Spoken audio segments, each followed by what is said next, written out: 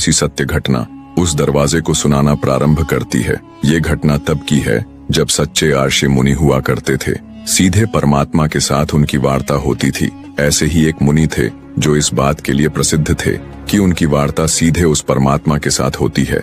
एक दिन जब मुनि गंगा तट पर ध्यानस्थ थे, तभी रोती हुई एक स्त्री उनके पास आई और गिड़गिड़ाते हुए बोली, हे महात्मन, मेरी कोई संतान नहीं है। लोग मुझे बांझ कहकर चिढ़ाते हैं। क्या आप भगवान से पूछ सकते हैं कि क्या मेरे भाग्य में संतान सुख है? संत ने ध्यान किया और भगवान से पूछा तो भगवान बोले, उस स्त्री के भाग्य में कोई संतान नहीं है।